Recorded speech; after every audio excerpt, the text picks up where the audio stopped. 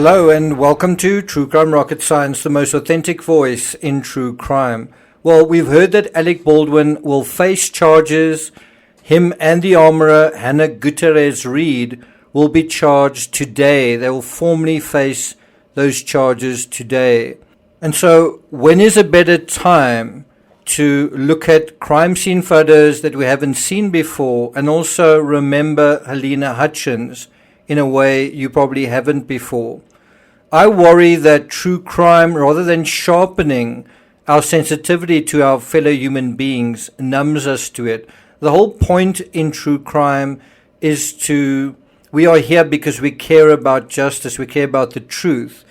But that is just a proxy to the fact that we care about the victims, we care about what happened to them, and we are fighting for their right to justice, we're fighting for their truth, right? And so the bottom line is we actually care about them, or we're supposed to. But do we not sometimes forget about them? Do we not sometimes allow others to put words in the mouths of the victims? And so that is why I want you to take a long, careful look at the shirt Helena Hutchins wore the day that she died.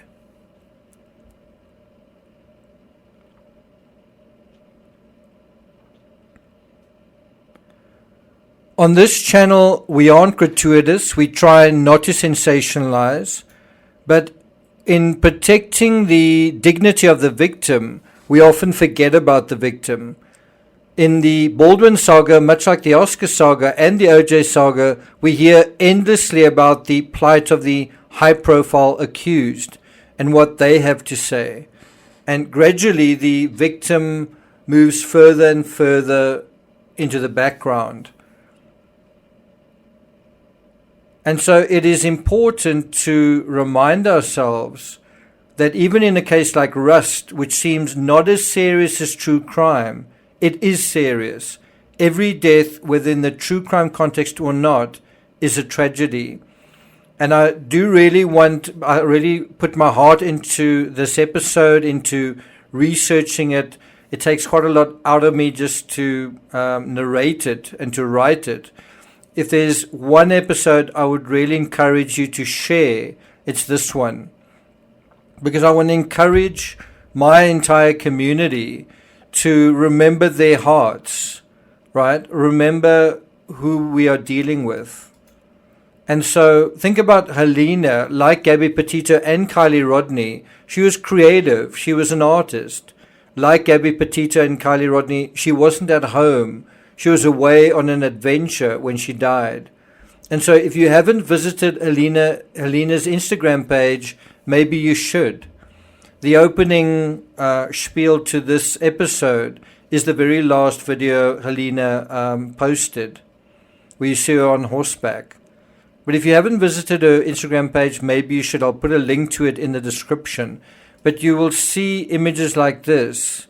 And if that doesn't evoke glimpses of Gabby Petito's journey, it should.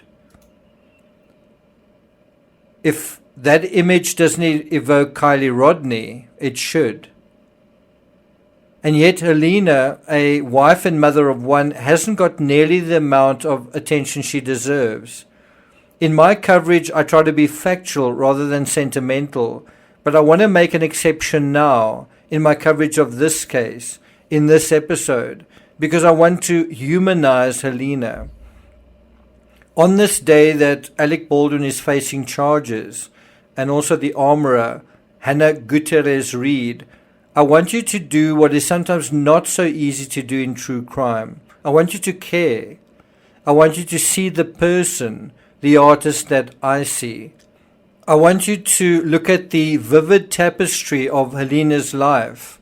And, you really get that sense of, the places you'll go. That really comes to mind. But before we get to that, if you haven't subscribed to the channel, please do. Bear in mind, I'm going to take this narrative. I'm going to do a much deeper dive into the Baldwin saga. Probably one of the deepest dives yet in the episode following this one. Certainly in terms of the my Baldwin coverage. In terms of the murder saga, I'm also going to be doing a much deeper dive into the timeline. And ironically enough, both of these episodes that led to these much deeper dives just started with looking at a t-shirt. If you're enjoying this episode, please like, share, leave a comment. If you're finding it meaningful, please hit the thanks button and let's get started.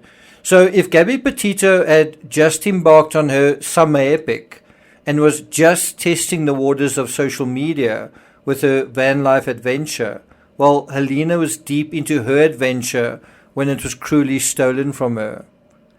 Helena's Instagrams take us to many of the same parks and places that Gabby visited, such as Bryce Canyon, California, Ireland. There's also a moody, artistic, atmospheric quality to Helena's Instagrams. But then there is also color and humor. This is Helena in Florida, and Helena as Harley Quinn. Yes, she is in Ireland and Texas. Again, evoking Gabby Petito. The reason I keep drawing these analogies are because we saw so much of Gabby Petito and got to know Kylie Rodney's inner world so well. And yet that hasn't been the case with Helena. It's not because Helena wasn't an exceptional or much-loved person. She was. It wasn't that Helena didn't have friends. She did. In fact, there were moving tributes all over following her death. Sometimes there were hundreds of people present. Lane Looper, a member of Hutchins' camera operating team, was one of those who spoke at one of those tributes. And fighting back tears, he said, quote, "I was really lucky to get to work with her because who I met was one of the most talented and kind collaborative artists who did things that I could never ever think of," end quote. Having covered the Russ incident through more than 90 episodes, one really does get the sense that Helena was a particularly nice and good person, a talented person, but surrounded by more than a few careless and talentless individuals. And I kind of just have that sense with my friend Alex, who was such an incredible, extraordinary person, such a talented and warm person, and he died because of someone who was careless and also talentless. And unlike Gabby and Kylie, we know exactly what Helena's final moments were like. I kind of get the idea that many people on my channel just don't see any true crime aspect to this case. And I just don't get it. Because over a dozen people were standing right beside her when she was shot. They witnessed it. 12 people. That's unheard of in true crime. There's even camera footage, video footage of Baldwin repeatedly role-playing what he was doing immediately before it happened. So we don't have a lack of information. Joel Souza, the director, standing right behind her, experienced almost the same thing that Helena did. We know that he screamed out in pain. We know from what he said what the deafening blast from the gun sounded like and felt like. We even have a last photo of Helena, which in all of true crime is one of the closest photos in terms of time to where and when the crime actually happened and who was involved. I mean, just looking at that photo, we get a sense of exactly where everyone was and what was going on. And we have that photo thanks to Helena's friend Sergei Svetnoy posting it onto Facebook. It even includes the accused and other witnesses. We see them, we see what they're wearing. And by the way, immediately to Helena's right in this image is Joel, wearing the white canvas trousers, right? You can see him sort of wearing those trousers when he's wheeled out on a stretcher. He's wearing a beanie, and she's wearing a much lighter colored beanie as well. It looks cold, doesn't it? It gives you a sense of what it actually felt like to be in that church. You would have had echoey sounds and lots of voices, kind of overcrowded, but also look at how cold it was. This is the beanie Helena wore, recovered from the scene. We also know what Helena's last words were, according to Inside Edition. And we also know what Baldwin's last words apparently were just before the incident. He said, "I guess I'm going to take this out, pull it out and go bang." And then there was a discharge. And Helena said, "That was no good. That was no good at all." But before she said that, she said, "I can't feel my legs." Why do you think she said that? What do you think she was feeling when she was saying this? On January 19th this year, it was reported that Baldwin's words immediately after firing the final shot was actually, "What the fuck just happened?" That to me sounds a lot like Baldwin. It wasn't, "Did she faint?"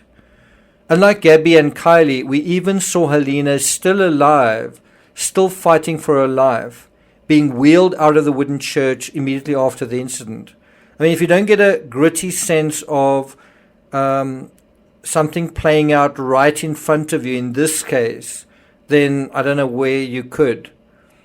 Because Helena would die at exactly 3:37 p.m. after being shot at 1:37 p.m. She died almost exactly 2 hours after the footage you see in the church. When you look at Helena's shirt, you get a sense of the fact that she experienced pain and that she had a serious injury on the inside of her body. And when you pay attention to the medical examination report, the post-mortem report, we find out that the direction of the wound was that the slug, the bullet, traveled front to back, from the front of her body to the back, right to left, and also, in a way, surprisingly, downward. When it entered her body, it was actually moving downward. And so in order for it to move upward and into Joel's shoulder, it must have moved upward. And so it must have hit a bone on the inside and then changed direction. So can I ask you a question? You know, in all of these cases, we deal with the autopsy report. Do you know what the autopsy report is for Helena Hutchins? Have you paid attention to it? And in this respect, you must bear in mind, Helena was shot virtually point blank. And as a witness, her friend Sergei Svetnoy said he actually felt gunpowder hitting the side of his face, and that she stumbled backward after being struck. And it isn't just that she stumbled backward because she was shocked or she was in pain. She actually literally was paralyzed. She lost the ability to stand. And so Sergei's words were, quote, "I was standing shoulder to shoulder with Helena during this fateful shot that took her life and injured the director." And he said, "I was holding her in my arms while she was dying. Her blood was on my hands." And so if you've got this sort of cerebral idea that Baldwin is facing charges and Hannah is facing charges as well, you might say, for what? Well, it's for this. For this woman's life, who died in a painful way, in a reckless way, in an unnecessary way. According to page 212 from the 551-page investigative report, it's basically somewhere in the middle there. It refers to an email from a guy called Sean, dated the 22nd of October 2021, so the day after. An email sent the day after Helena was shot and the day after she died. And the email reads, "Which one of you dumbasses hired unqualified crew to take over once your initial crew walked due to unsafe conditions? And not a day later, tragedy strikes. You failed Helena and the entire cast and crew. It is abhorrent and disgusting, the stories I hear coming out of the set. It was unsafe and unhealthy from the beginning, and everyone just shrugged and carried on. Shame on you. This is on your conscience. May justice be swift and you never work again." And what is coming out of that statement is anger, frustration, heartache, pain, and kind of a very real sense of blame. And there are rumors that were addressed during this investigation, like plinking, were live round shot, that are actually addressed in this investigative report, and I am going to be dealing with them.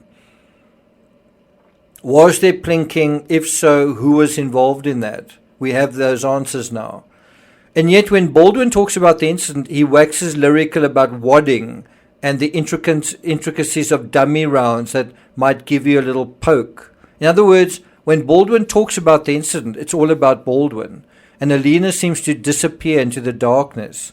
She's rendered inert, silent, and even unhurt. Well, that is the power of his celebrity. And that's been the power of PR until now. I was told I was handed an empty gun. If there were cosmetic rounds, nothing with a charge at all, a flash round, nothing. She goes down. I thought to myself, did she faint? No, she didn't faint. This is what happened. Ms. Helena Hutchins, a 42-year-old woman, was fatally shot on a movie set at Bonanza Creek Ranch in Santa Fe, New Mexico on 10/21/2021, shortly before 1348. Ms. Hutchins was employed on the movie set as the director of photography. According to reports, Ms. Hutchins and the film director were shot during a rehearsal on set. EMS responded on scene, and Ms. Hutchins was flown to UNMH, where she arrived in asystole at approximately 15:20. Despite medical intervention, Ms. Hutchins was pronounced deceased at 15:37. A full autopsy was performed at the Office of the Medical Investigator on 10/22/2021, or the next day. Post-mortem computed tomography demonstrated large right pneumothorax and mediastinal shift, as well as a right hemothorax with medical intervention. Autopsy demonstrated a gunshot entrance wound of the right auxiliary region that entered the right chest cavity and perforated the right lung, exited the right chest, injured the thoracic spinal column and the thoracic spinal cord, and exited the left aspect of the back. So you must know that this bullet actually fired right through Helena's spinal cord, and you can imagine what that must have felt like. Also, it entered under her armpit and then exited on her shoulder. The absence, going back to the autopsy report, the absence of visible soot on the clothing and the entrance wound is most consistent with a distant range of fire. The direction of wounding is front to back, right to left, and downward. No significant natural disease findings were present, so you couldn't argue that she died of coronavirus, or she died of a heart attack, or she fainted. Toxicology testing of post-mortem femoral blood was negative for alcohol and common drugs of abuse. The report concludes death was caused by a gunshot wound of the chest by a .45 Colt cartridge, and review of law enforcement reports shows no compelling demonstration that the firearm was intentionally loaded with live ammunition on set. Based on all available information, including the absence of obvious intent to cause harm or death, the manner of death is best classified as an accident. Now, it concerns me that knowing as much as we do, there is still so much confusion and lack of clarity about this case. There shouldn't be. If there is, it's because of the same lazy, careless attitude that cost Helena her life that has seeped into the narrative surrounding it. Really, do people, including lawyers, pontificating about this case, do they not understand the law? Are they not paying attention to the law?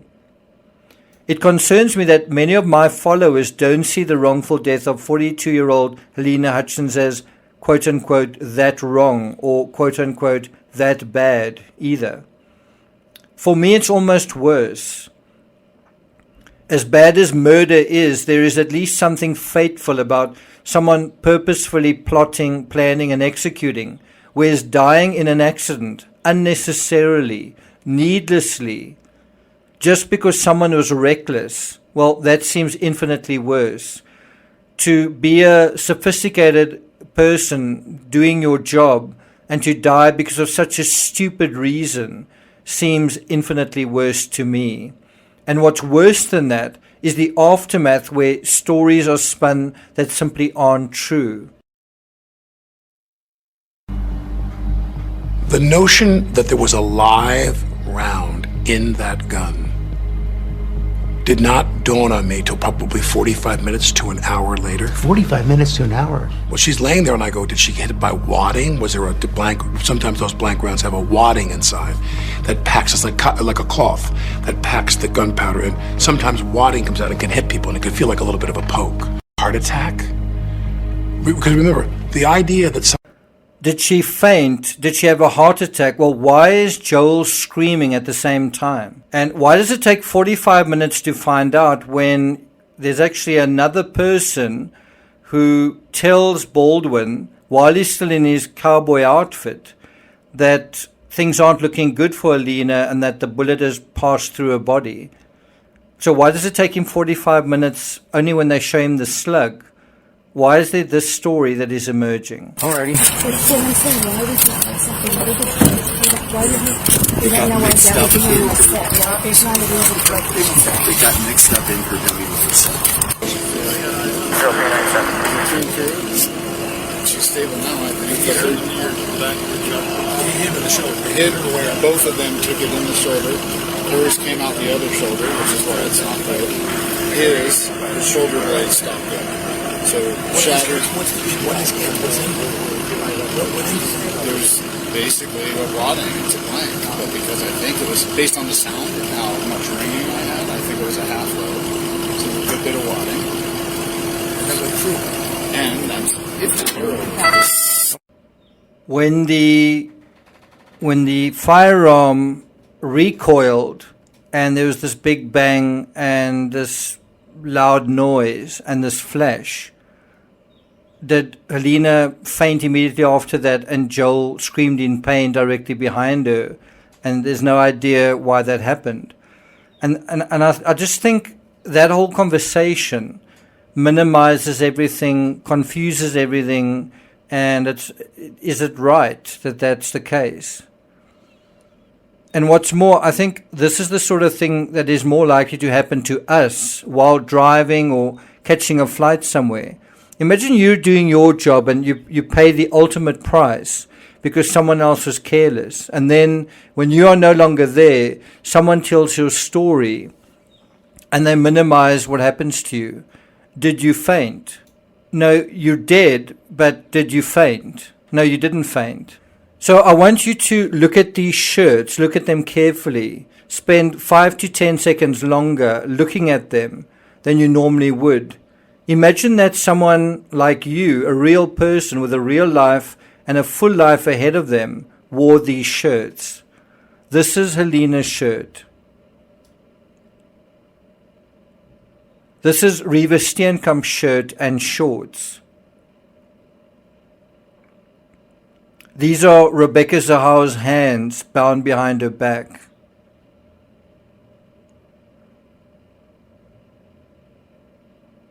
This is Shanann Watts wearing the shirt she would eventually be found buried in. This is JonBenet Ramsey wearing a ribbon in her hair on the night she was killed.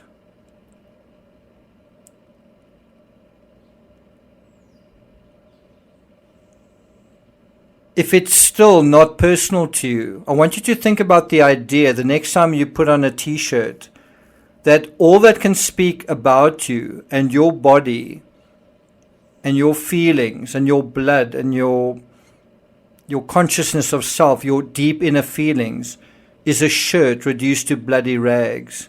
Is that who you are? Is that who you were?